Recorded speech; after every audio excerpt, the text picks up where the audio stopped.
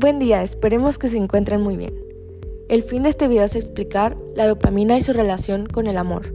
Somos el equipo número 3 y los integrantes somos Ana Rodríguez, Aurora Ábalos, Carlos Ortiz, Diana Muñoz, Emiliano Cruz y Camila Palagot.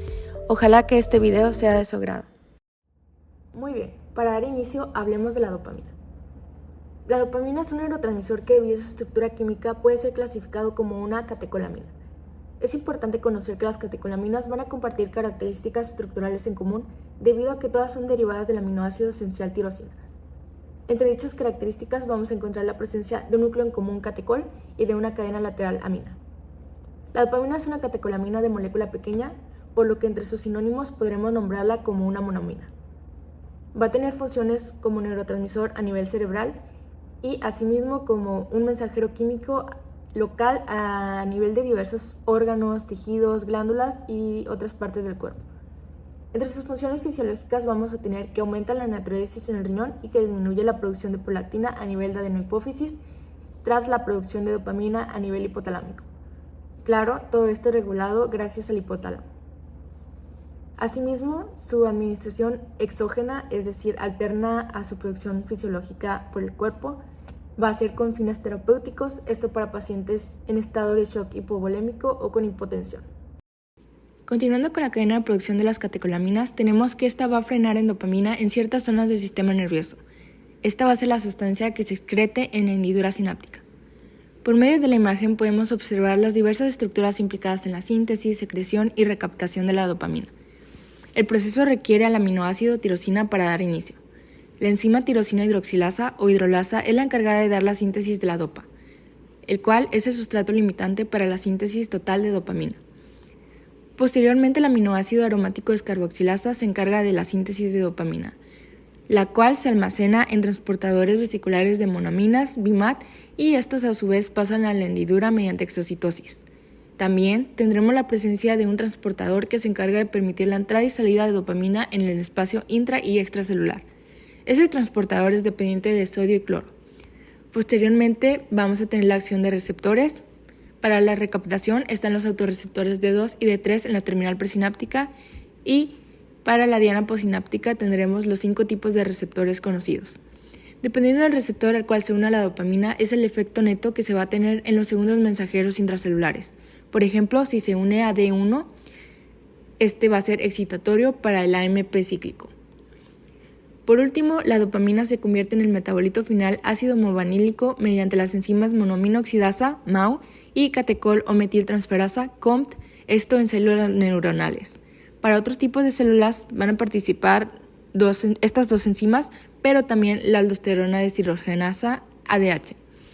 Como un dato curioso, sustancias como la cocaína van a inhibir el transportador de la dopamina, aumentando la liberación de la dopamina al espacio extracelular, con lo cual se cuenta con mucha más dopamina en la hendidura. La dopamina se convierte en norepinefrina y epinefrina, pero esto a nivel de la glándula suprarrenal. De manera adicional, estudios de tomografía por emisión de positrones en individuos sanos nos dicen que con la edad se va dando una pérdida constante de los receptores dopaminérgicos en ganglios basales.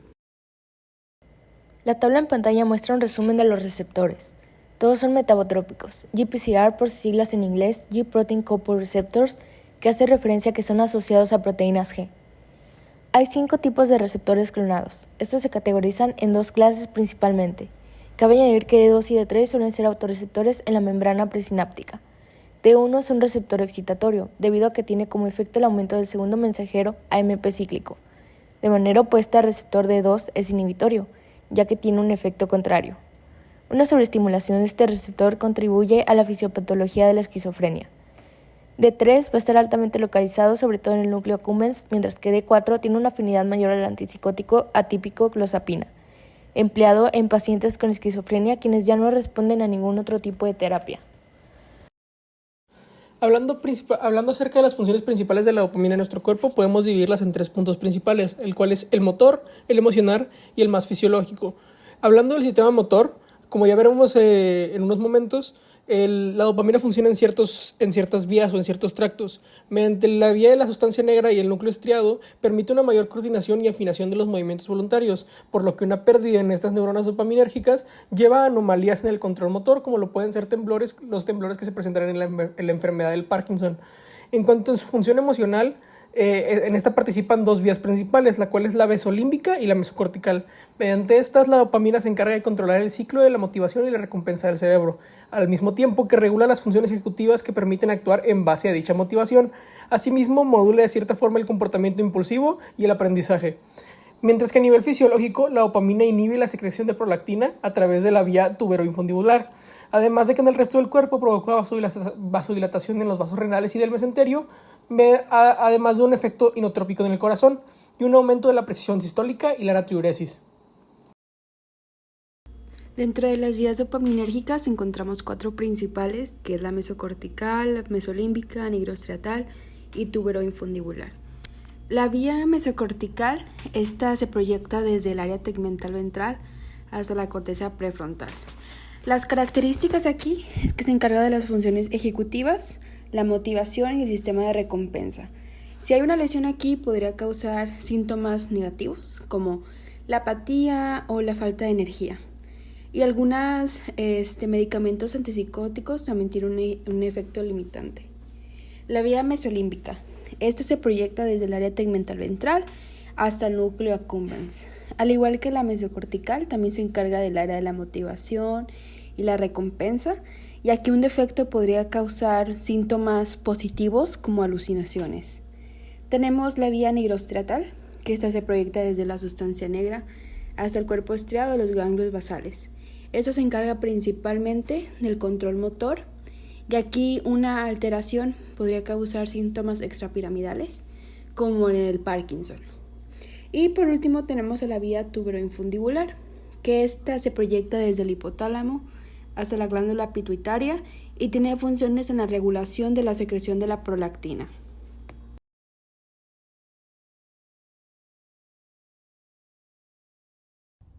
El sistema límbico está compuesto de regiones corticales y subcorticales encargadas del comportamiento humano. Este se puede denominar su propio lóbulo, y este lóbulo límbico forma una frontera entre el diencéfalo y la neocorteza. El giro del cíngulo se divide en cuatro regiones funcionales: la subgenual, rostral, media y posterior. La región subgenual, que es el área 25 de Brodmann del giro del cíngulo, está vinculada a trastornos del estado del ánimo, específicamente la depresión. El sistema mesolímbico dopaminérgico se ve relacionado a las actitudes de adicción y motivación para continuar con el estado eufórico. Es por esto que cuando estamos enamorados, la dopamina ayuda a fortalecer los lazos afectivos para continuar esa sensación de felicidad y de energía. Y bueno, ahora los trastornos asociados a la dopamina.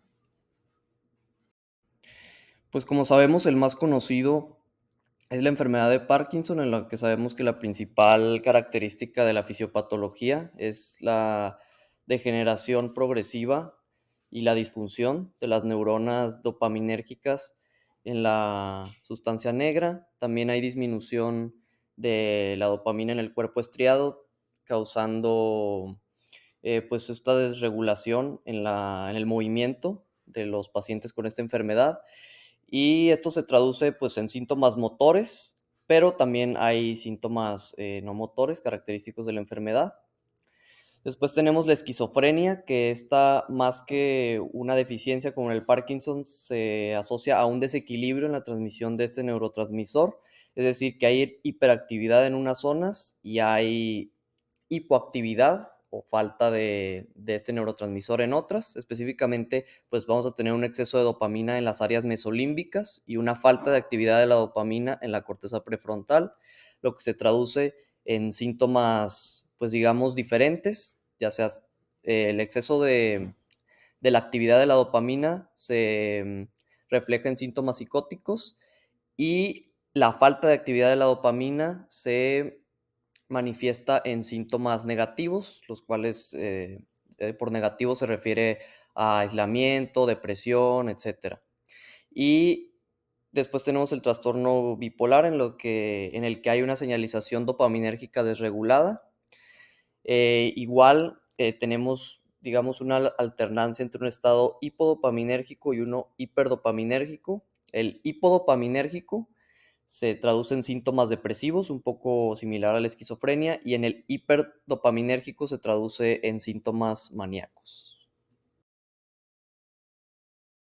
Otro trastorno asociado a alteraciones en el sistema dopaminérgico, pues es la depresión. Como sabemos, el principal neurotransmisor que se ha asociado, pues a que cuando hay deficiencia de este neurotransmisor aparece la depresión, pues es la serotonina. Sin embargo, la dopamina también juega un papel esencial. En la depresión se ha demostrado que hay una desregulación de la síntesis, la liberación y la recaptura de la dopamina. Esto se traduce que, pues, los pacientes con este trastorno tengan, síntomas relacionados a la motivación, pues, falta de motivación, que no se active de manera normal este sistema de recompensa en el cual la dopamina juega un papel esencial. Por eso no pueden sentir satisfacción con ninguna actividad de su vida diaria, e incluso también pueden tener desaceleración psicomotora, debido a esta desregulación de la dopamina. Después tenemos el TDAH, que también se caracteriza por una deficiencia de dopamina en la hendidura sináptica. Los estudios de imagen cerebral en estos pacientes han demostrado volúmenes reducidos, de las regiones cerebrales dopaminérgicas. Es por eso que históricamente se ha considerado a este trastorno como un trastorno hipodopaminérgico. Y también en estudios genéticos se ha demostrado que pacientes con TDAH tienen polimorfismos en genes reguladores de la dopamina.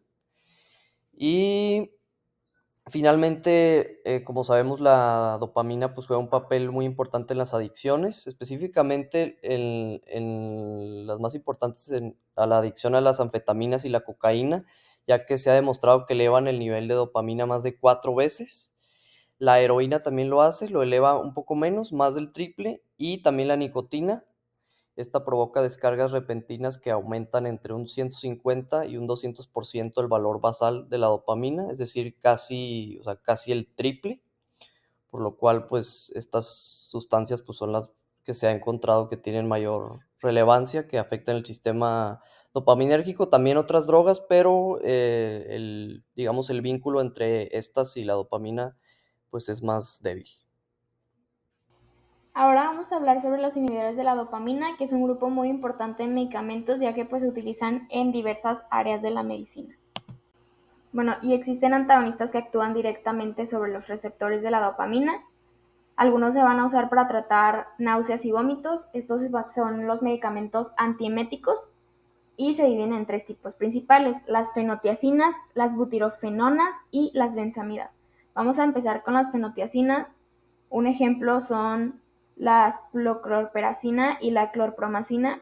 Estas lo que van a hacer es actuar antagonizando el área postrema del mesencéfalo. Esta es un área que cuando se estimula lo que va a provocar son vómitos, y al inhibirla se van a aliviar los síntomas de las náuseas y los vómitos.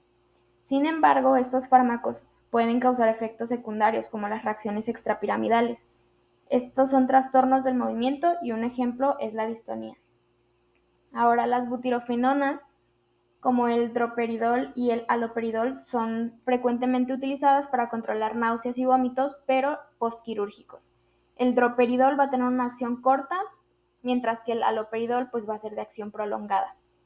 Estos medicamentos también pueden provocar distonía, como lo vimos con las fenotiacinas, pero también en algunos casos va a presentar hipotensión. Ahora, los últimos son las benzamidas. Un ejemplo es la metoclopramida, que por su parte va a bloquear receptores D2 principalmente, tanto a nivel central como a nivel periférico. Entonces, esto va a contribuir a la reducción de los síntomas. Bueno, en cuanto a los antipsicóticos, vamos a tener los de primera generación o antipsicóticos típicos y los de segunda generación o antipsicóticos atípicos. Los de primera generación son potentes antagonistas del receptor D2, que al antagonizar este receptor se va a aumentar el AMP cíclico. Sin embargo, van a tener efectos extrapiramidales, como ya habíamos visto, estos efectos también se ven en algunos medicamentos antieméticos, y un ejemplo es el haloperidol. Se van a usar en casos de esquizofrenia, trastorno bipolar y delirio. Ahora, los de segunda generación o antipsicóticos atípicos también van a actuar sobre receptores de 2, sin embargo, van a tener una mayor afinidad por otros receptores.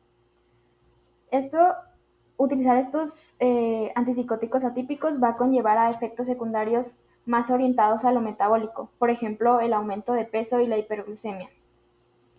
Y pues hay un último grupo que son los estabilizadores de la dopamina, como el aripiprazol y el bexpiprazol. Estos van a funcionar como antagonistas en áreas con niveles elevados de dopamina y como agonistas parciales en áreas con niveles bajos de dopamina. Entonces, por eso son llamados estabilizadores de la dopamina.